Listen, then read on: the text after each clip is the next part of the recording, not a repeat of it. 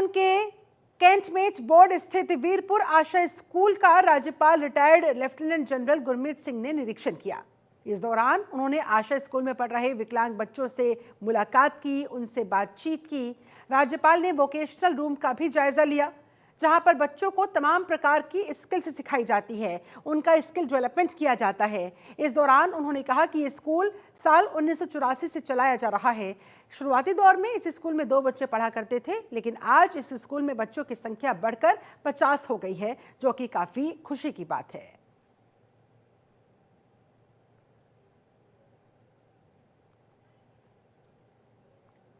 मेरे लिए बहुत टचिंग विजिट रहा है।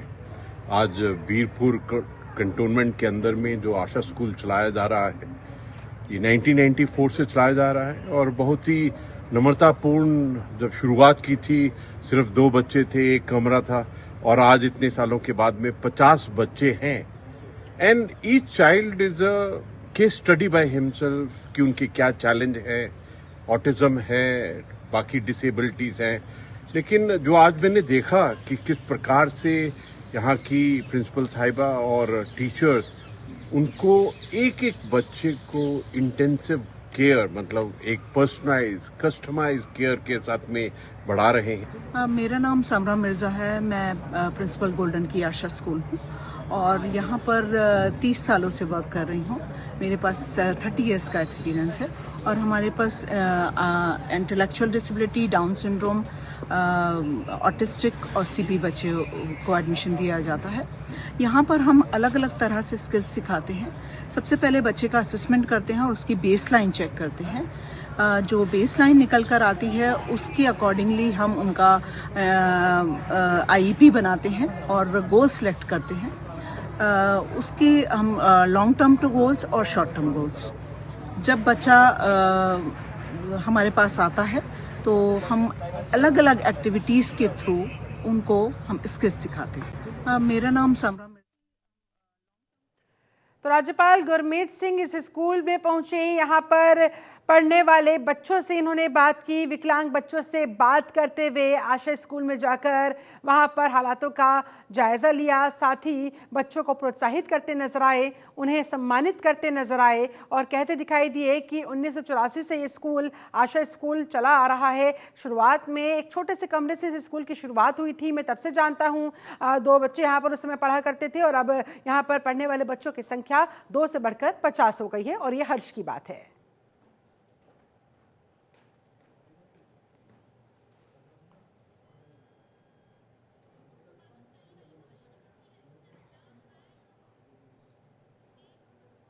खबर दिल्ली से, जहां मुख्यमंत्री पुष्कर सिंह धामी विधानसभा चुनाव के लिए प्रचार करते दिखाई दिए। इस दौरान सीएम धामी ने कहा, आम आदमी पार्टी और कांग्रेस एक ही थाली के चट्टे बट्टे हैं। उन्होंने कहा, यहां बीजेपी की सरकार बनने के बाद आपदा सरकार के, यानी कि आम आदमी पार्टी सरकार के भ्रष्टाचारों की जांच के लिए बाकायदा एक कमेटी का गठन किया जाएगा। तो मोर्चा संभाले हुए हैं उत्तराखंड के मुख्यमंत्री पुष्कर सिंह धामी। राजधानी दिल्ली के अंदर आगामी 5 फरवरी को जो वोट डाले जाने हैं उसको लेकर बीजेपी प्रत्याशियों के पक्ष में जन समर्थन की अपील करते हुए, लोगों से वोट की अपील करते हुए और इसी कड़ी में दिल्ली पहुंचे पुष्कर सिंह धामी ने जनसभा को संबोधित करते हुए ये बात कही कि आपदा को एक बार जरा जाने दीजिए, आम आदमी पार्टी की सरकार एक बार जाने दीजिए, उसके बाद जितने भी इन्होंने भ्रष्टाचार किए हैं उसकी जांच के लिए एक कमेटी का गठन करने की बात सीएम धामी की तरफ से यहां दिल्ली में कही गई। एक ही थाली के चट्टे बट्टे हैं, ये मौसेरे भाई हैं आपस में। इसलिए 5 फरवरी को आप सब लोगों ने मिलकर कमल का बटन दबाना है, हरीश भाई को जिताना है। आप सभी के सहयोग से यहां दिल्ली में भाजपा की सरकार आएगी, मोदी जी की सरकार आएगी। इतना ही नहीं, भाजपा की सरकार आने पर जो आपदा सरकार ने तमाम यहां घोटाले किए हैं, घपले किए हैं, भ्रष्टाचार किया है, इसकी जांच के लिए एक जांच कमेटी एसआईटी का गठन किया जाएगा, जो सारे घोटालों को, भ्रष्टाचार को उजागर करेगी। आज के इस अवसर पर मैं आप सबसे ये भी बताना चाहता हूं कि वर्तमान में उत्तराखंड में 28 जनवरी से राष्ट्रीय खेलों का आयोजन किया जा रहा है। 38वें राष्ट्रीय खेल चल रहे हैं और इस समय वहां का मौसम भी बहुत सुहाना है। दिल्ली के चुनाव में, चुनाव से पहले नहीं, दिल्ली के चुनाव में वोट डालकर आप उत्तराखंड भी आ सकते हैं, तो मैं उसके लिए भी आप सबको आमंत्रित करता हूं। वहीं देहरादून में विधानसभा अध्यक्ष रितु खंडूरी ने बजट सत्र के संबंध में जानकारी देते हुए कहा कि आगामी बजट सत्र के लिए विधानसभा पूरी तरह से तैयार है।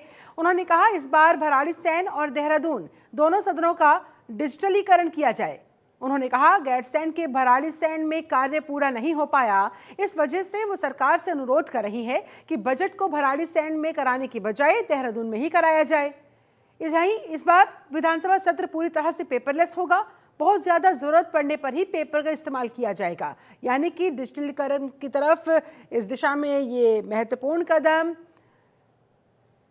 पेपरलेस इस बार का विधानसभा में बजट सत्र रहने वाला है। विधानसभा अध्यक्ष रितु खंडूरी की तरफ से इस बारे में जानकारी दी गई।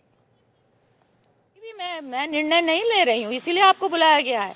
मैं सरकार से निवेदन कर रही हूँ, ये मेरा निर्णय बिल्कुल नहीं है कि गैरसैंण में होना चाहिए कि देहरादून में होना चाहिए। मैं अपनी परिस्थिति सरकार को बता रही हूँ और अपनी स्थिति बता रही हूँ। अगर ऐसा आदेश आएगा या ऐसी बात होगी, आपस में बैठ के कैबिनेट में ये निर्णय होगा, तो फिर हम उसी तरह से कार्य करेंगे। लेकिन इस वक्त स्थिति हमारे लिए थोड़ा सा वहाँ डिफिकल्ट है। लेकिन अगर सरकार इस तरह का निर्णय लेती है तो फिर दौड़ेंगे। लेकिन मैं निवेदन फिर भी दोबारा से करना चाहूँगी कि यहाँ हम इस वक्त पूरी तरह से तैयार हैं और बजट सेशन है, जब अच्छे से तरीके से यहाँ पर हो सकता है, तो इसलिए निवेदन ही रहे। अब खबर अल्मोड़ा से है, जहां 38वें राष्ट्रीय खेलों के तहत कैबिनेट मंत्री रेखा आर्या ने योगासन प्रतियोगिता का शुभारंभ किया। ये प्रतियोगिता 31 जनवरी से 4 फरवरी तक चलेगी, जिसमें 22 राज्यों के 171 खिलाड़ी हिस्सा लेंगे।